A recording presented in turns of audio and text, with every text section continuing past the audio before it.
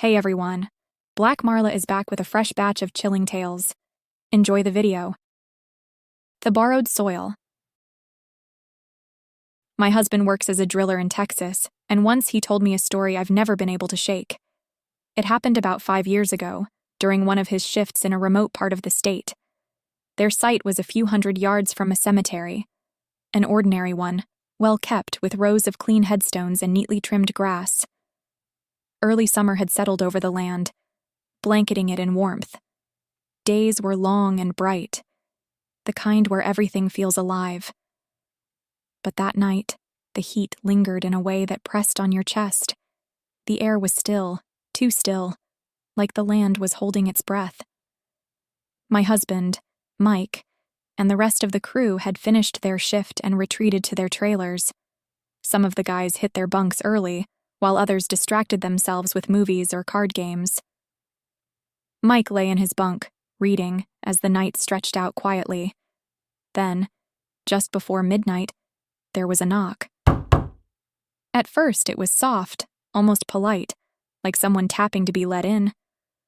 Mike figured someone was heading to the kitchen trailer to grab tea or bum a cigarette. But the knocking didn't stop. It grew louder, sharper, like someone pounding with their fists. He and the other guys froze, exchanging uneasy glances. The kitchen trailer was just next door. Surely Nancy, the cook, would answer.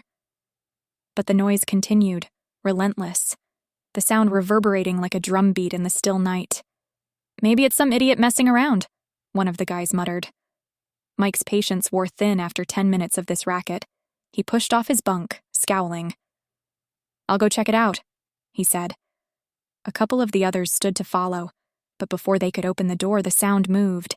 It wasn't coming from the kitchen anymore. It was here, knocking, not on the door, but on the walls of their trailer.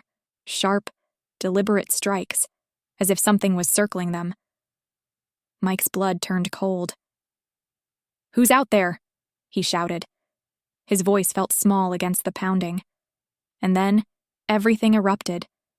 The trailer shook violently, the walls rattling as if caught in an earthquake. The door slammed open and shut, the wind howling through even though the air outside had been perfectly still just moments before. From the kitchen trailer came a piercing scream. "That's Nancy!" one of the guys shouted. They burst out into the night, boots crunching on dry gravel. But as soon as they stepped outside, everything stopped. The air was silent. No wind. No knocking. Only the soft hum of the drilling rig in the distance. They stood there, stunned, trying to catch their breath. Then Mike noticed Tyler, one of the helpers, standing a few feet away. His face was ashen, his hands trembling. He was muttering under his breath in Spanish over and over like a prayer. "Tyler," Mike said, stepping closer. "What's wrong? What did you see?" Tyler didn't answer. He just pointed, his hand shaking toward the cemetery. Mike turned his head, and his stomach dropped. Something stood among the gravestones. A figure, tall and motionless, barely visible in the dim light. Its shape was wrong, indistinct, like it was more shadow than flesh. But it was there, watching. The men bolted for the kitchen trailer, slamming the door behind them. Nancy was in the corner, her knees pulled to her chest, sobbing and whispering a prayer. It took several minutes to calm her down, and when she finally spoke, her story mirrored theirs. The knocking, the shaking, the slamming door. "What the hell is going on?" one of the guys muttered, his voice shaking. Mike turned to Nancy. "Did anyone go to the cemetery today? Anyone mess around over there?" Nancy blinked, her eyes red and puffy. "No, I don't think so." "Oh, wait." "I did." Everyone stared at her. "I just needed a little dirt," she said, her voice trembling. "For my flowers. It was good soil, right there by the headstones." Mike felt his stomach twist. On the counter sat a small plastic bag, half filled with dark earth. "You what?" he shouted, his voice rising. "You took dirt?